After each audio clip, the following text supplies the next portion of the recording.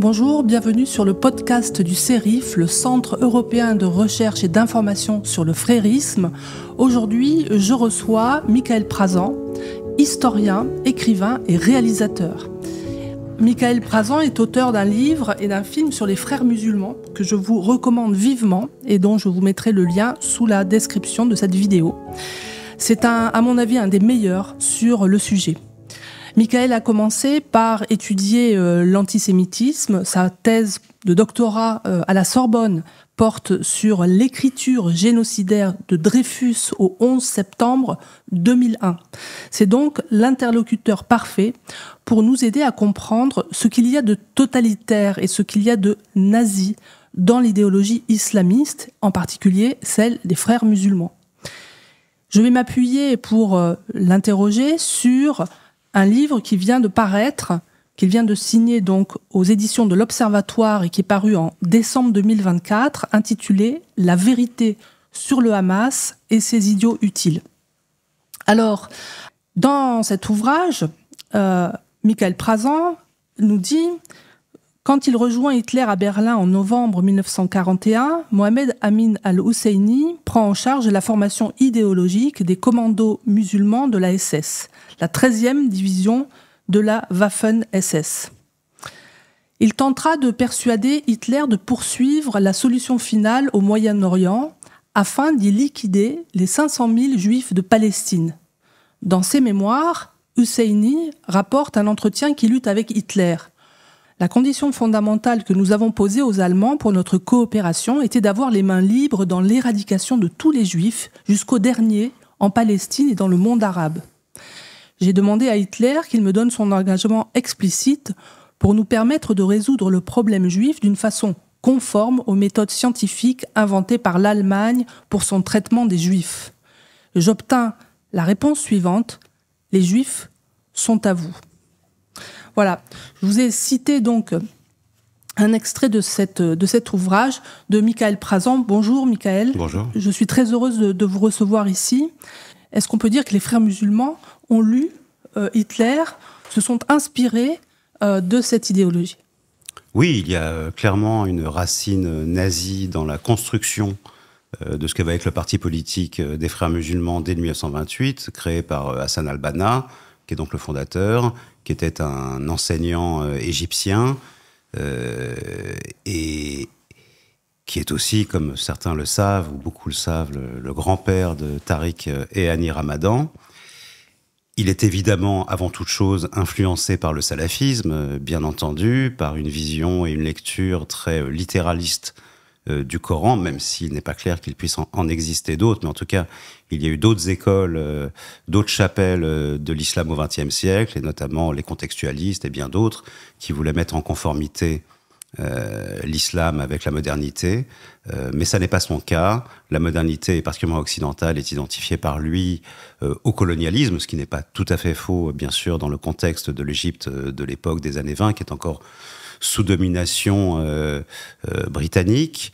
Et lorsqu'il arrive au Caire, il est effaré par, disons, l'invasion des idées occidentales, le féminisme, la démocratie, et il veut retrouver absolument l'authenticité des salafs, c'est-à-dire des premiers temps de l'islam, et ce qu'il appelle donc réislamiser la population égyptienne, et bien sûr l'ensemble de l'Oumma derrière cette urgence à renouer avec l'islam en Égypte. Mais il est également très fortement influencé par les fascismes européens, le fascisme italien, qui va lui servir à structurer son parti politique, sur lequel d'ailleurs il va fonder un certain nombre de devises qui reprennent à l'identique les devises fascistes, et en même temps, son antisémitisme va le pousser à avoir des liens très étroits, immédiatement après la création des Frères musulmans, avec le parti nazi, le dit parti nazi qui va lui-même financer la structure clandestine et terroriste de son parti, qu'on va appeler l'appareil secret, et qui, dès la fin des années 20 et tout au long des années 30, va fomenter des pogroms dans les quartiers juifs du Caire, qui va aussi assassiner des dirigeants et des ministres du roi Farouk en Égypte. Donc il y a consubstantiellement une dimension terroriste aux frères musulmans. Et puis pendant la guerre, l'Allemagne nazie va utiliser la neutralité de deux grands pays musulmans, l'Iran et l'Égypte, pour diffuser une propagande extrêmement antisémite, extrêmement offensive, à travers un certain nombre de relais qu'ils ont dans ces pays, des radios, des médias, mais aussi des écoles techniques. Beaucoup de frères musulmans ont eu des thèses de doctorat dans des domaines techniques, notamment l'ingénierie agronome, et donc ils vont être extrêmement réceptifs à cette propagande antisémite. On a donc une racine aussi d'un antisémitisme qui n'est pas propre au monde musulman en tant que tel, mais qui est vraiment un antisémitisme nazi. Et puis, pendant la guerre, Hassan al-Banna va être un espion au service du Troisième Reich. Alors évidemment, vous avez lu en introduction ce passage des mémoires de Mohamed Amin al-Husseini, donc le grand moufti de Jérusalem, qui a pris la tête de la grande révolte arabe, qui va être un peu le coup d'envoi, disons, du mouvement d'autonomie ou de résistance palestinien, et qui lui-même rejoint Hitler, va devenir un adjuvant zélé du nazisme. Il est parfaitement informé de la Shoah, de la destruction des Juifs d'Europe, qu'il soutient bien évidemment. Mais après la guerre, il échappe au jugement de l'histoire, il est emprisonné en France, où il attend son procès suite à la collaboration active qu'il a eue avec l'Allemagne nazie, et il va être sauvé in extremis par l'un de ses meilleurs amis, qui n'est autre que Hassan al-Banna, qui va interférer auprès des autorités françaises et qui va le faire rentrer en Égypte, en catimini, sans que ce dernier n'ait jamais aucun compte à rendre. Alors, ensuite, plus tard, le Hamas, la charte du Hamas, contient un certain nombre d'éléments, mais qui semblent plutôt venir des hadiths, d'antisémitisme, je dirais, ou d'anti-judaïsme musulman. Quel est le lien qu'on peut faire entre l'antisémitisme nazi et l'anti-judaïsme musulman, si on peut l'appeler comme ça? Vous avez cité la charte du Hamas. Il n'y a pas que des hadiths dans la charte du Hamas, il y a des références aussi au protocole des sages de Sion. Et comme vous le savez, c'est vraiment un livre qui va servir considérablement les intérêts nazis dans son projet d'extermination des Juifs. C'était le livre de chevet de Hitler. C'est un faux qui avait été fabriqué par l'Okhrana, la police secrète du tsar à l'époque en 1900. Il a d'ailleurs été écrit par un type qui s'appelait Golovinsky à Paris, et qui est un plagiat d'un autre texte qui n'avait rien à voir avec l'antisémitisme et les Juifs, mais qui était un pamphlet destiné à contrer le pouvoir de Napoléon III à l'époque. Il reprend vraiment ces phrases mot à mot, sauf qu'il en fait un pamphlet antisémite dans lequel on découvre, disons, des Juifs qui se réunissent en secret, un peu à la manière de la franc-maçonnerie. Tout ça résonne, bien sûr, avec l'histoire de l'Europe et de son élan révolutionnaire vers la démocratie, pour la pilonner, bien évidemment. Et ces Juifs malfaisants, maléfiques, déploient un certain nombre de projets pour répandre dans tel pays, ici une famine, ici le capitalisme, etc. Bref, ils sont les agents du malheur du monde. Et Hitler avait pris ce pamphlet, ce faux, pour argent comptant, de même que les frères musulmans. Et d'ailleurs, cet ouvrage a toujours un certain succès dans un certain nombre de franges des pays arabes, où il constitue vraiment un succès de librairie. Mais pourquoi aller chercher des arguments dans cet antisémitisme européen? Est-ce qu'ils n'en ont pas, je dirais, assez dans la tradition islamique? Qu'est-ce qu'ils voulaient voulait-il plaire aux Européens de l'époque? Pourquoi aller chercher ces références-là? Alors déjà, ils ont été réceptifs à une propagande, donc ils y ont cru fermement, et ils continuent d'y croire. Ensuite, parce que certes, il y a un anti-judaïsme islamique, au même titre qu'il y a un anti-judaïsme chrétien, mais qui est, disons, une vision rabaissante, si vous voulez, des Juifs, qui sont, comme vous le savez, dans le monde arabe jusqu'à cette époque des dhimmi, donc des citoyens de seconde zone.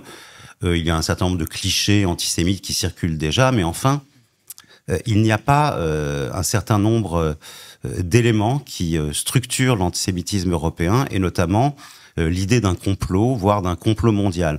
Et ça va être un apport qui va extrêmement impressionner cette première génération des frères musulmans, et qui va se répandre ensuite avec l'indépendance d'Israël comme une traînée de poudre dans un certain nombre de milieux islamiques, dans le monde musulman d'une manière générale. Et ça va être un apport considérable pour les frères musulmans. Ils croient réellement que l'Occident est aux mains des Juifs, et que l'essentiel, disons, du combat que mène l'Occident est destiné à abattre l'islam. Donc ils ont une vision complotiste de l'Occident, des Juifs bien évidemment, et une espèce de sentiment obsidional d'être attaqué de toutes parts par l'Occident. Et cette vision complotiste, elle est extrêmement dangereuse, parce qu'au fond, c'est la vision nazie. Les Juifs veulent nous détruire, donc il faut les détruire avant qu'ils ne le fassent. C'est le sens même d'ailleurs du pamphlet de Louis-Ferdinand Céline, Bagatelle pour un massacre. Ce titre, qui a été bien sûr rédigé avant la Shoah, ne désigne pas le massacre des Juifs, mais le massacre à venir des non-Juifs par les Juifs, contre lequel il faut se défendre, voire avoir un sursaut de légitime défense, c'est-à-dire le tuer avant qu'il ne nous tue. Et c'est la logique, disons, que va suivre ensuite Adolf Hitler en mettant en œuvre la Shoah, et on retrouve ces idées-là à l'égard d'Israël au sein du Hamas. Donc en fait, l'antisémitisme islamiste, ça serait un espèce de mixte entre cet antisémitisme donc multiséculaire musulman et l'antisémitisme européen.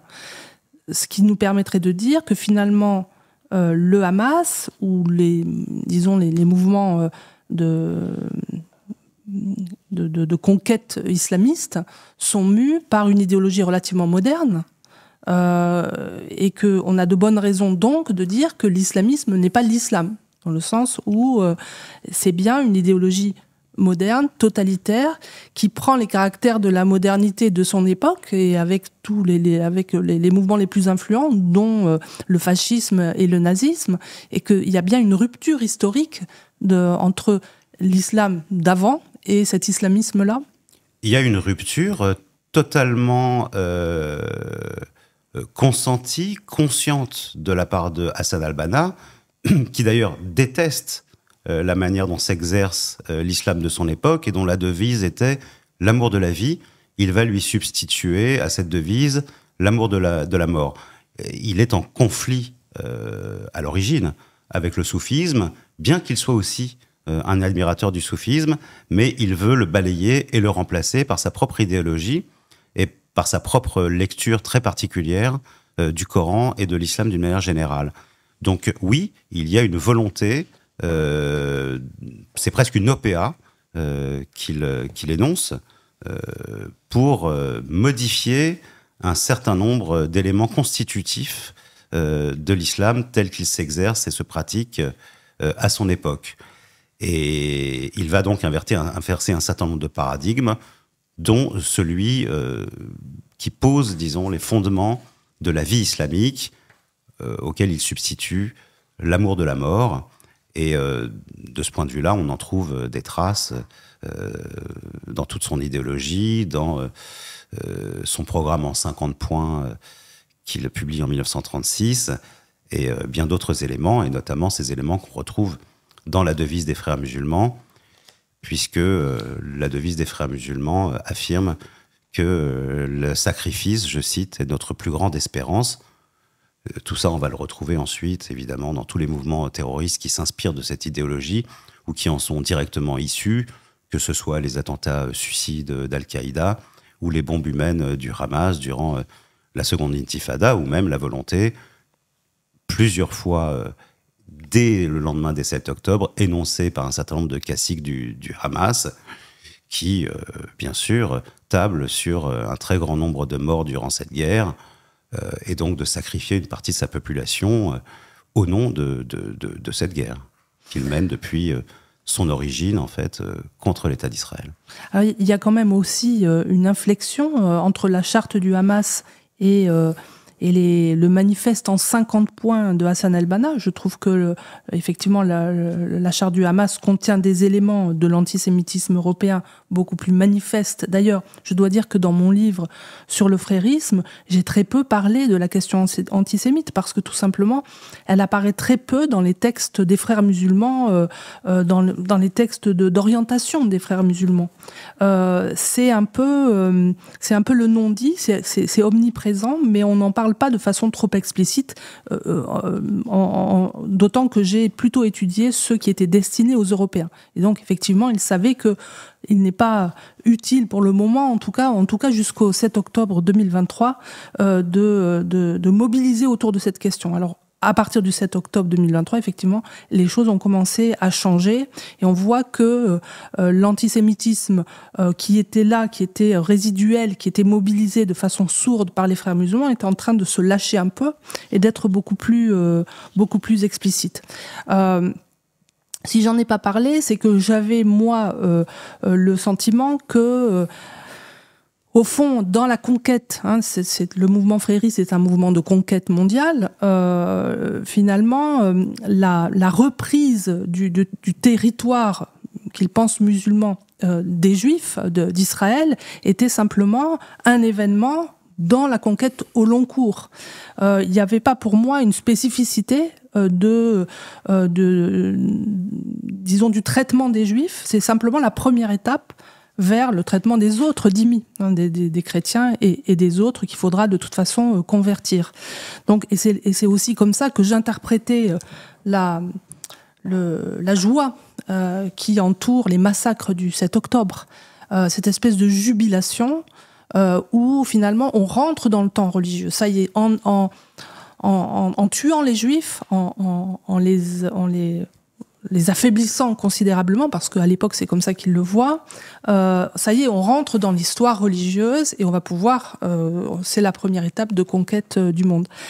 Et donc, pourquoi je dis ça? C'est parce que finalement, en traitant de cette question du Hamas en termes essentiellement d'antisionisme et d'antisémitisme, on passe à côté de quelque chose de beaucoup plus grand que les pays occidentaux devraient réaliser, qui est que le soutien d'Israël est un soutien tout simplement au monde occidental et à la civilisation occidentale.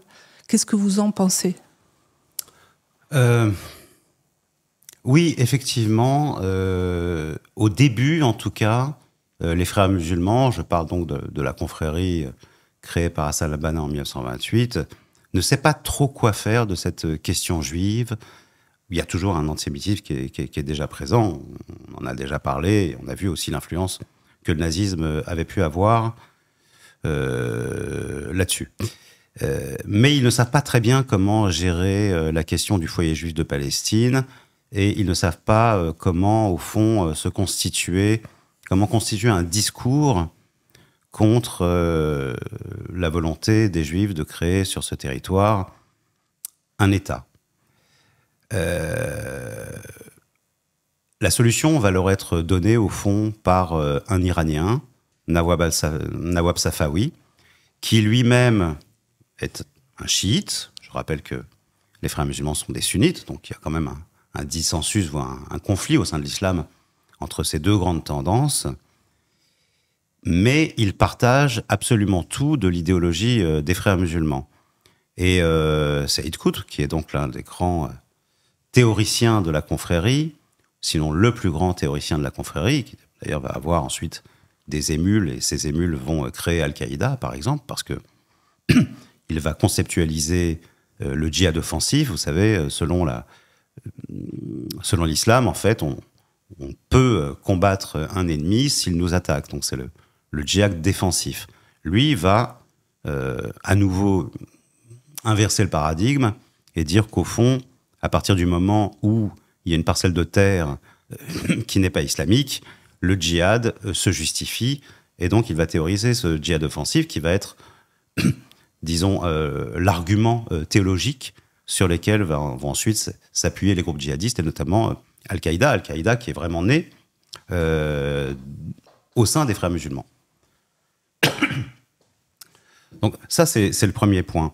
Ce que fait Nawab Safawi, et donc lors de la deuxième ou troisième, je ne sais plus, conférence islamique mondiale, qui se tient à l'époque à Jérusalem, qui est encore sous souveraineté jordanienne, Saïd Qutb ils veulent s'ouvrir, les frères musulmans veulent s'ouvrir à d'autres chapelles de l'islam, et il va inviter Nawab Safawi à venir faire une conférence lors de cette conférence islamique. Et Nawab Safawi va faire un discours qui va énormément impressionner les frères musulmans. Il va leur dire la question Israël, la question juive. Bon, les frères musulmans ne disent jamais des Israéliens, ils disent toujours des Juifs, et c'est vrai dans le cas du Hamas, quelles que soient les traductions qu'on propose lorsqu'il y a des interviews à la télé notamment. Mais donc c'est bien dire qu'ils associent Israël aux Juifs de manière absolument consubstantielle. Ce qui n'est pas complètement faux, mais ce qui n'est pas non plus complètement vrai.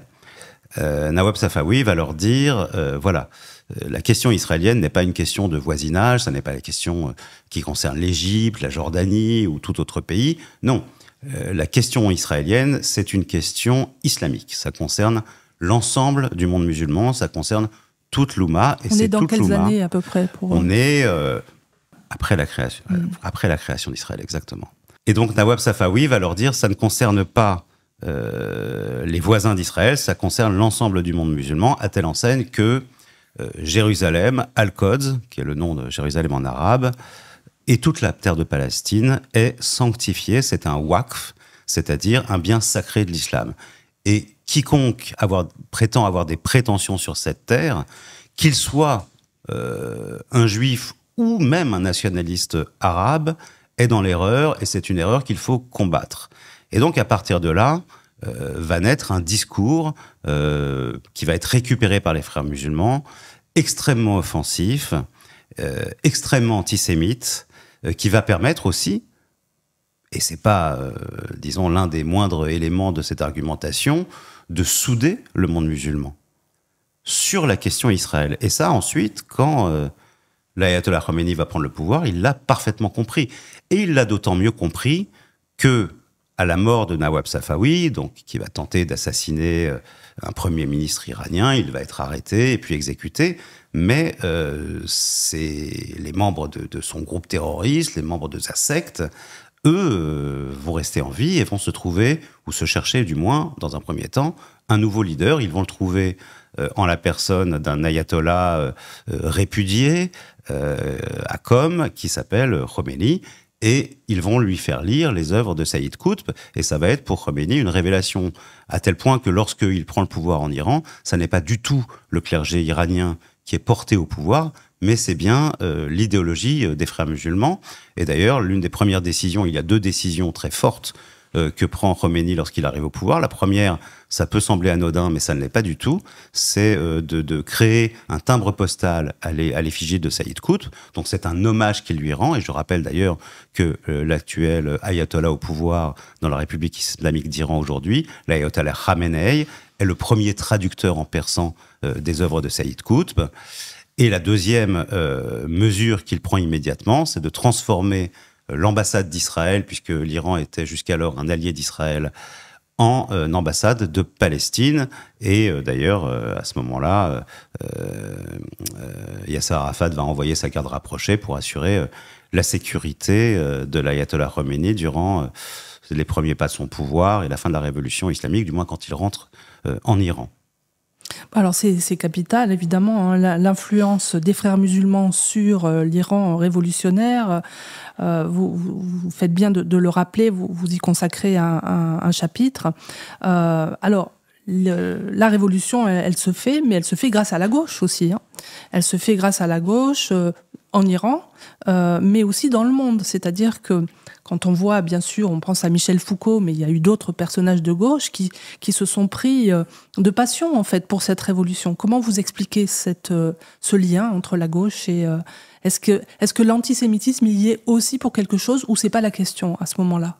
Il y a à la fois une erreur pavlovienne qui fait que dès qu'on entend le mot révolution, on pense que c'est les lendemains qui chantent, quelle que soit l'origine et les fondements ou la nature de cette révolution.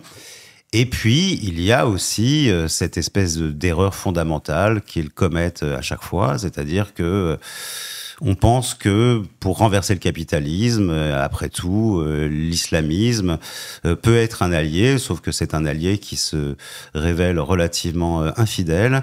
Et comme ça s'est passé en Iran, les communistes qui ont participé à la révolution islamique ont fini soit exécutés, soit dans les geôles du régime. Donc il y a à la fois un calcul stratégique qui se révèle fort peu payant à chaque fois, et une erreur conceptuelle fondamentale qui est de croire que les islamistes pourraient être des alliés de l'extrême gauche d'une manière générale, ce qu'ils ne sont nullement. Ce sont des gens qui sont beaucoup plus totalitaires, enfin totalitaires, l'extrême gauche l'est aussi, mais enfin, en tout cas, qui peut à certains égards et à certains moments stratégiques de leur histoire adopter un discours qui ressemble à un discours d'extrême gauche. Ben Laden l'a fait aussi en son temps. Et d'ailleurs, il est aujourd'hui perçu aussi un peu comme ça par des fractions de l'extrême gauche, voire même institutionnalisé, parce que moi je me souviens que dans certains livres scolaires, il y avait des extraits de ce fameux discours pour lequel, si on ne connaît pas le contexte ni la personne qui s'exprime, on peut avoir l'impression qu'il s'agit de Che Guevara. Donc il y a une espèce de séduction symétrique d'une certaine manière de l'un à l'autre, mais de laquelle, lorsqu'il y a une alliance entre les deux, l'islamisme sort toujours vainqueur.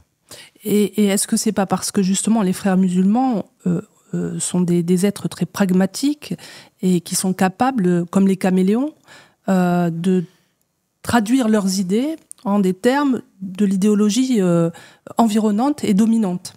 Ils le font avec les nazis, ils le font avec la CIA, ils le font ensuite avec la gauche. Ils sont toujours en train d'utiliser en fait les termes de l'idéologie dominante pour faire passer leurs idées. Alors, et à la fin, ils gagnent. Ce sont des pragmatiques, mais ce sont aussi des idéalistes. Et lorsqu'ils vont effectivement draguer la CIA ou en être les alliés de circonstance pendant un certain temps, ils le font aussi parce qu'ils considèrent que l'URSS, à l'époque en tout cas, c'est le grand Satan. C'est l'athéisme porté au pouvoir, donc c'est l'ennemi fondamental, c'est comme ça qu'ils le vivent, de l'islam, et c'est la raison pour laquelle ils vont en masse ensuite se rendre en Afghanistan à partir du déclenchement de la guerre d'Afghanistan, et ça va être évidemment le foyer du djihadisme dont on paye encore aujourd'hui d'une certaine manière les conséquences, et là c'est là que va se créer notamment Al-Qaïda. Et il y a une alliance de fait entre la CIA, les intérêts de la CIA et à ce moment-là les frères musulmans. Absolument. D'ailleurs, la CIA va aider les frères musulmans à s'implanter en Occident via une mosquée à Munich, d'ailleurs créée et inaugurée, ou plutôt récupérée avant d'être inaugurée par Saïd Ramadan, donc le gendre du fondateur Hassan al-Banna, et qui va être le père de Tariq et Annie Ramadan, et qui va être vraiment la première structure frères musulmans qui s'implante en Occident à partir des années 70, et dans les années 80, les frères musulmans vont lancer des têtes de pont partout en Europe et aux États-Unis, bien sûr. Et alors maintenant, ils disent, mais en réalité, enfin, les fréristes, on va dire, disent non, en réalité, les frères musulmans ne sont qu'une créature de la CIA. Alors vous voyez comment ils arrivent aussi à renverser même cet événement de l'histoire. Alors qu'en réalité, moi je l'attribue effectivement à à leur intelligence politique remarquable des frères qui sont toujours capables en fait de se faire des alliés parmi tout ce qui existe comme idéologie et toujours s'en tirer. Alors oui, juste lorsque j'ai rencontré les membres du bureau de la guidance, donc c'est l'organe dirigeant des frères musulmans en Égypte, mais aussi partout dans le monde. Donc c'est 15 individus que j'ai interviewés. On voit d'ailleurs dans le film, dans ce très bon film que vous avez réalisé. Absolument. Ils sont assez francs là-dessus. Ils disent, voilà, nous, on ne sait pas comment on fait avec l'Occident, mais nous avons des frères qui sont, eux, implantés en Occident et qui savent exactement sur quel levier appuyer pour répandre et faire connaître notre idéologie. Et évidemment, il y a un certain nombre d'instruments qu'utilisent les frères musulmans en Occident qui sont extrêmement efficaces. une part de victimologie, c'est le mot d'islamophobie par exemple, c'est user de la laïcité ou la retourner, d'ailleurs avec toutes les variantes qui existent dans un certain nombre de pays occidentaux, en faire finalement une sorte de cheval de Troie dont on va retourner un certain nombre d'éléments structurants contre la lettre de ce qu'est la laïcité pour faire valoir ou permettre une imprégnation de l'islam ou de l'islamisme dans la société. C'est bien sûr la question de la femme, et notamment la question du voile. Il faut avoir une visibilité dans l'espace public, ça pour eux c'est très important. Et donc ça fonctionne avec un certain nombre de prêcheurs, un certain nombre d'outils dont ils disposent et qui sont aujourd'hui rendus d'autant plus efficaces qu'ils s'exercent en nombre et en temps réel sur Internet. C'est la liberté d'expression, c'est la liberté de religion, c'est toutes ces libertés-là qu'ils revendiquent. Il y a aussi une forme d'entrisme qui a été très largement théorisée. Il faut être présent dans tous les secteurs d'activité, tous les secteurs de la société. Ça va être des salles de sport, ça va être des syndicats dans lesquels ils vont faire valoir leurs arguments et prendre de plus en plus de place. Et puis, il y a aussi des éléments sur lesquels on ne peut pas renoncer, auxquels on ne peut pas déroger, et qu'il va falloir absolument imposer, notamment l'interdiction du blasphème. Ce qui fait que ça fait partie de la stratégie de l'islamophobie, enfin de lutte contre l'islamophobie, qui est pour moi un djihad défensif. Voilà, il y a tout un certain nombre d'éléments, d'instruments, d'outils, de packaging, clés en main, qui sont utilisés dans les pays occidentaux pour avoir une imprégnation et une présence de plus en plus affirmée au sein de ces sociétés. Donc ils sont forts quand même de leur idéologie, ils savent où ils vont, il y a quelque chose qui est très structuré chez eux, mais ils ont quand même besoin de ce que vous appelez les idiots utiles.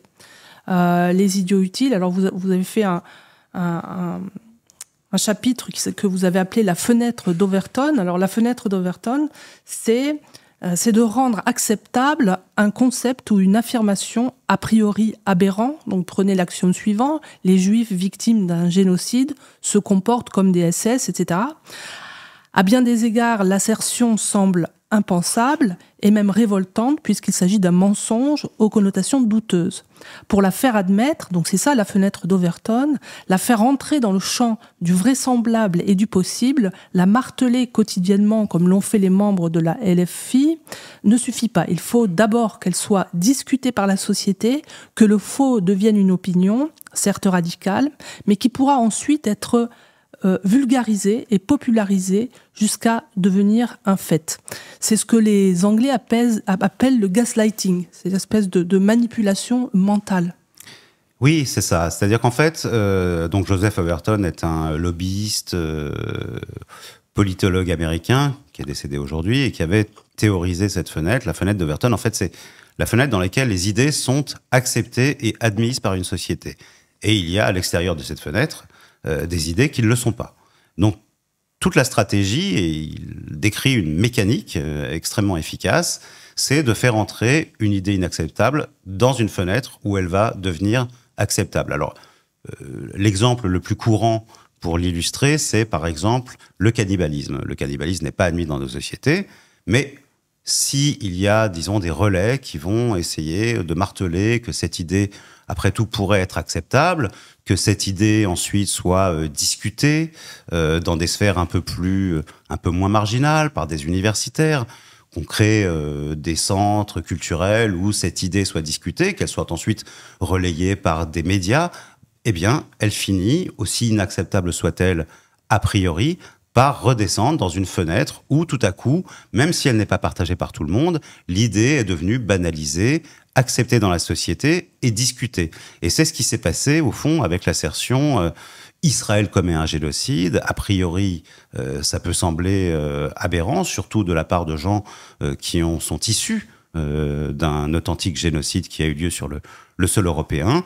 Mais à partir du moment où vous martelez chaque jour qu'il y a un génocide en cours, à partir du moment où il y a des personnalités prestigieuses, institutionnelles, qui relaient cette idée-là, à partir du moment où il y a des médias qui en font mention, que des musées nationaux relaient ce discours d'une autre manière dans un certain nombre d'expositions, et ça a eu lieu, eh bien, l'idée commence à se banaliser par devenir non seulement acceptable, mais pour certains une forme d'évidence, sachant que, bien sûr, la définition du génocide est complètement dévoyée et qu'un génocide est aussi, par cet usage, d'une certaine manière dévitalisé, et qu'au fond, c'est le nombre de morts qui va définir un génocide, d'ailleurs nombre qui n'est jamais remis en question, ou qui n'est jamais étudié dans le détail, et qui ne fait jamais la part entre des combattants du Hamas proprement dit, et la population civile. Donc voilà la technique qui va permettre de faire entrer cette idée-là dans l'espace public et dans la société. Je crois que c'est ce qui s'est produit dans l'année qui a suivi le 7 octobre. Mmh.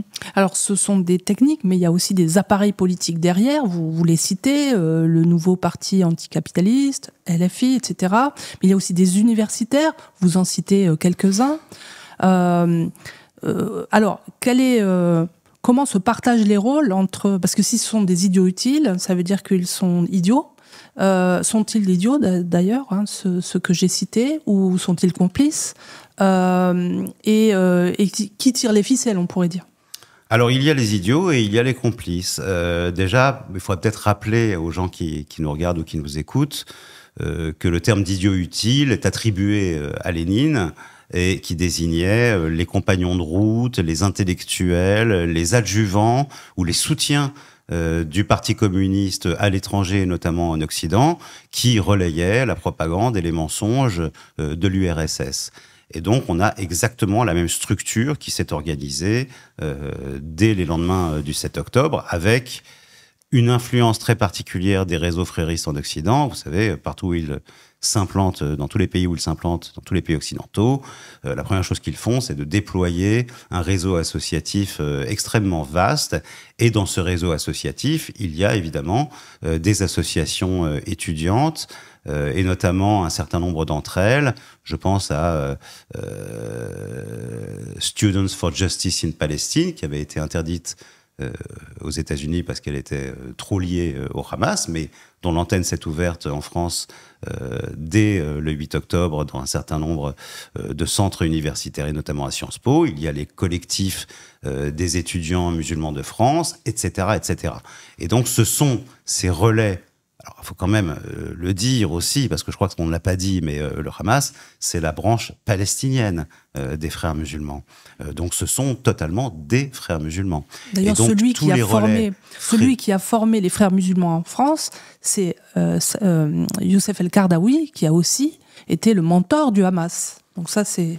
Youssef El-Qaradawi était l'émir des frères musulmans, qui avait en plus pignon sur rue, n'est-ce pas, une émission, La Charia et la vie, sur Al Jazeera, toutes les semaines, et qui dictait en gros ce qu'il fallait penser de l'orthodoxie frériste et ces livres partout dans le monde. Pour faire le lien avec la France, ces livres étaient dans toutes les familles, moi que j'étudiais dans les années 90. Le licite et l'illicite, tout le monde, toutes les familles musulmanes avaient ce livre. Donc il y a un cousinage évident. Vous les trouverez aussi dans un certain nombre de bibliothèques encore à l'heure actuelle ou de centres de formation des imams en France. Oui, c'est l'une des grandes figures contemporaines, puisqu'il est mort il y a pas très longtemps, de l'idéologie frériste et qui s'est répandue, qui a infusé effectivement partout dans le monde et qui est vénérée par les membres Après, on était sur les idiots, les idiots utiles. Donc, vous avez cité donc des groupes pro-palestiniens, donc qui contiennent le mot Palestine dans leur titre, mais en réalité, ce sont des fabrications opportunistes de groupes beaucoup plus anciens, comme Étudiants musulmans de France, comme Musulmans de France. Maintenant, ils s'appellent ex-UOIF. Donc, ce sont des créations ad hoc qui apparaissent avec des titres qui conviennent à l'actualité. Est-ce que c'est pas comme ça, en fait, qu'avancent les frères musulmans, toujours selon le mode du caméléon? Oui, et bon, alors eux, effectivement, ils ont une stratégie, elle était concertée, ils agissent au nom du Hamas très clairement, et puis ensuite on suivi un certain nombre d'idiots utiles, peut-être un peu plus idiots, mais pas inutiles, puisqu'ils ont... l'ayatollah Khamenei leur a rendu hommage dans un discours, donc ils ont eu véritablement une influence, qui sont ces étudiants fort peu informés. Ma question, c'était pourquoi est-ce que on sait comment agissent les frères, pourquoi est-ce que la gauche continue à tomber dans ce piège? Et je dis la gauche, même plus la gauche radicale, la gauche. Il y a une naïveté, il y a une méconnaissance coupable, bien évidemment. Et puis, il y a un certain nombre, de complicités. Et elles sont particulièrement manifestes au sein de LFI. Lorsque l'on voit certains d'entre eux, par exemple, faire copain-copain avec des organisations soi-disant humanitaires, telles que justement cette association qui s'appelle Humanitaire, dont il a été prouvé, et elle reçoit des subventions publiques, ou elle recevait jusqu'alors des subventions publiques, que c'était une émanation du Hamas, qui avait permis d'ailleurs de construire les fameux tunnels sous Gaza, ces 500 kilomètres qu'on appelle le métro, et que Thomas Porte va rencontrer l'un de ses dirigeants en essayant de rentrer à Gaza le jour qui précède le 7 octobre. Il n'y est pas autorisé, donc il va les rencontrer en Égypte. On voit bien que là, il y a des relations qui sont pas uniquement naïves, mais qui sont véritablement de l'ordre du partenariat. Et est-ce qu'on peut parler même de conversion? On n'en sait rien. J'en sais rien. De conversion à l'idéologie, pardon, hein, pas de conversion à l'islam. J'en sais rien. Dans le cas de quelqu'un comme Rima Hassan, ça fait peu de doute. Pour les autres, je ne sais pas. Sont-ils plus idiots qu'idiots utiles ou même complices, parce que idiot utile et complice et militant. Oui. En tout cas, ils servent les intérêts, clairement, sciemment pour certains, ou pour la plupart d'entre eux, les intérêts du frérisme et du Hamas. Ça, c'est clair, depuis le 7 octobre, ça ne fait plus aucun doute. Au point, dans les universités, alors les universités sont vraiment un lieu de diffusion de cette idéologie aujourd'hui. D'ailleurs, c'est logique, puisque c'est la priorité des frères musulmans. Ils arrivent toujours par les campus, au point donc d'interdire, effectivement, tout discours dissonant vis-à-vis de ce qu'ils produisent dans les universités. J'entendais, il n'y a pas qu'en France, il y a aussi en Grande-Bretagne en ce moment, aux États-Unis bien sûr, où les gens qui ont une approche critique de l'islamisme sont systématiquement interdits de cours. Il y a aussi la question des financements, mais en fait ça serait trop long. Non, il y a aussi quelque chose dont on n'a pas encore parlé, mais qui est une évidence, en fait, et sur lesquels vont jouer les frères musulmans en Occident, c'est l'antisémitisme. L'antisémitisme existe encore en Occident. J'ai toujours, et je le dis dès l'introduction de mon livre, redouté la disparition des rescapés de la Shoah parce qu'ils étaient une présence charnelle dans la société de ce qui s'était produit. Ils étaient d'une certaine manière les garde-fous qui permettaient de nous préserver d'une propagation trop évidente ou trop déclarée de l'antisémitisme. Et alors l'antisémitisme de gauche, alors? Parce l'antisémitisme d'une manière générale. Moi, vous savez, je suis assez nostalgique de cette époque où il y avait un antisémitisme déclaré en France, mais qui était réservé à une sorte de marigot d'extrême droite ou néo-nazi qui était relativement contenu. Et on savait très bien qui étaient nos ennemis. Mais à partir du moment où les derniers survivants ont disparu, bon, aujourd'hui c'est à peu près le cas pour chacun d'entre eux, cela correspondait aussi à l'arrivée de nouvelles générations qui n'avaient plus de souvenirs historiques de cette époque nécessairement, qui n'avaient plus de lien avec ce qui s'était passé, et qui, du fait de la disparition des Juifs d'un certain nombre de pôles dans la société, ça s'est effectué, disons, entre 2000 et 2005. Moi, j'étais enseignant à cette époque-là, et j'ai vu les Juifs des établissements où j'enseignais, les lycées publics, collèges, aller dans le privé parce que leur vie devenait difficile. Et donc, ils ont quitté les banlieues dans lesquelles j'enseignais, ils ont quitté les établissements scolaires où ils étaient jusqu'alors scolarisés pour aller dans des établissements privés et le plus souvent juifs. Et donc, la disparition des Juifs crée, ou disons, permet de renouer avec un certain nombre de fantasmagories extrêmement antisémites, parfois extrêmement bas de gamme. Les Juifs dirigent la société, les Juifs ont trop d'argent, les Juifs ont trop d'influence. tout élément qu'on retrouve de manière effrayante dans la mentalité d'une fraction importante de la jeunesse, à en croire les derniers sondages qui ont été effectués sur ce thème. Et donc, vous savez, il y a aussi des choses qui sont assez évidentes. Et les ennemis de mes ennemis sont mes amis. Si les Juifs sont mes ennemis, eh bien, je m'associe à ceux qui sont également leurs ennemis, et en l'occurrence les islamistes. Et tout ça a fonctionné. Et d'ailleurs, moi, ce qui m'a frappé dans un premier temps, lorsqu'il y a eu cette propension énorme d'actes antisémites au lendemain du 7 octobre, qui peut sembler paradoxal, puisqu'ils avaient été victimes d'un pogrom qui, lui, était totalement génocidaire dans sa forme et dans son intention, qu'il y a eu une explosion de 1000% d'actes antisémites en France. Je n'ai entendu... France, hein, dans toute l'Europe. Et dans tout le monde, bien sûr, et pas que en Occident non plus, d'ailleurs, dans beaucoup d'autres pays du Sud, par exemple, ou d'Amérique latine. Je n'ai entendu personne pour nous dire « Attention, pas d'amalgame ».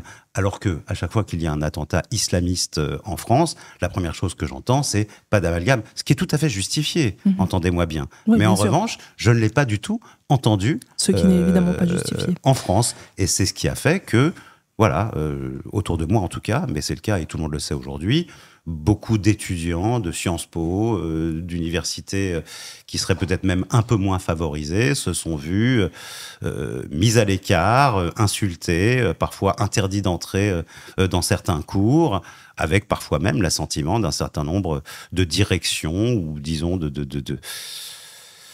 d'enseignants.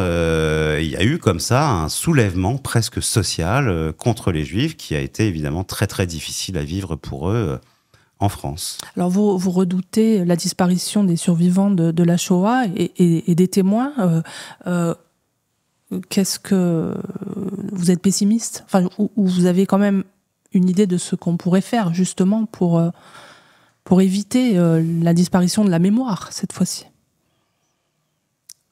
Moi, je suis un féru d'histoire, je suis un ancien enseignant, je crois beaucoup dans l'enseignement et je crois qu'il ne se pratique pas aujourd'hui. Je crois qu'il est défaillant à tous les égards. Et d'ailleurs, donc je ça pense veut dire que si on améliore les choses de ce point de vue-là, la montée de l'antisémitisme, elle est aussi proportionnelle à l'affaissement des connaissances et de l'enseignement et de l'éducation scolaire d'une manière générale. Voilà. Et ça irrigue tout. C'est vrai aussi des frères musulmans. Hein. La connaissance sur les frères musulmans est quasi nulle dans la population générale. Les gens commencent à connaître le mot, mais pas tous. Et en tout cas, ils ne savent pas nécessairement ce qu'il y a derrière, bien entendu. Donc voilà, moi je milite, je plaide pour un relèvement du niveau scolaire, pour une plus grande exigence tant à l'égard des enseignants qu'à l'égard des élèves.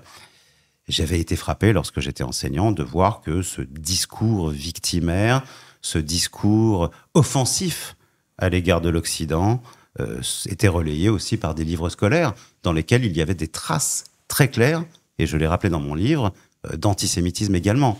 Donc le chantier, si vous voulez, est gigantesque. Je suis par nature pessimiste, mais sous mon pessimisme se cache ou se dissimule encore une forme d'espoir.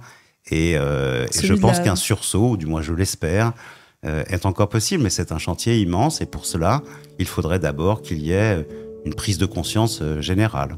Et la prise de conscience, justement, c'est grâce à des livres, des ouvrages comme vous. Alors c'est un régal à lire, hein, je veux dire dans le style.